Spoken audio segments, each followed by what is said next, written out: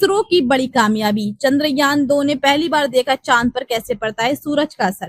खास बातें, इसरो ने चंद्रयान 2 के माध्यम से सूर्य के कोरोनल मास इजेक्शन CME के चंद्रमा पर प्रभाव का पहली बार निरीक्षण किया। चेस 2 उपकरण ने पाया कि CME के कारण चंद्रमा के एक्सोस्फीयर के दबाव में वृद्धि हुई, न्यूट्रल एटम की संख्या भी बढ़ गई, जिससे सैद्धांतिक मॉडल की पुष्टि हुई। यह खोज भविष्य में चंद्रमा पर मानव आवास के लिए महत्वपूर्ण है।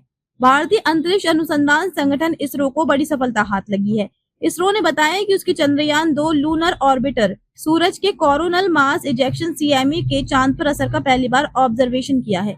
ये खोज ऑर्बिटर पर लगे साइंटिफिक इंस्ट्रूमेंट्स में से एक चंद्रा के एटमॉस्फेरिक कंपोजिशन एक्सप्लोरर 2 चेस 2 का इस्तेमाल करके की गई। ऑब्जर्वेशन से पता चला कि जब CME ने चांद की सतह पर असर डाला तो चांद के दिन वाले एक्सोस्फीयर या उसके बहुत पतले एटमॉस्फेयर के कुल दबाव में काफी बढ़ोतरी हुई। इसरो के मुताबिक इस घटना के दौरान न्यूट्रल एटम और मॉलिक्यूल की कुल संख्या नंबर डेंसिटी एक ऑर्डर ऑफ मैग्नीट्यूड से ज्यादा बढ़ गई।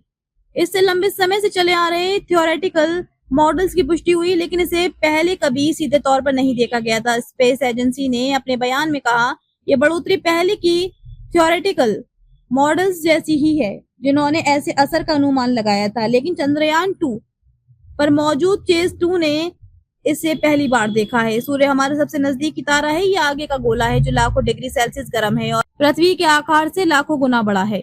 सूर्य की सतह पर हर समय हजारों लाखों विस्फोट होते रहते हैं। इन विस्फोटों की वजह वहां मौजूद चार्ज प्लाज्मा, प्रचंड तापमान और मैग्नेटिक फील्ड है। इसकी वजह से भयानक तूफान उठता है और अंतरिक्ष में बहुत सा चार्ज प्लाज्मा फैल जाता है। इसे ही कोरोनल मास इजेक्शन कहते हैं।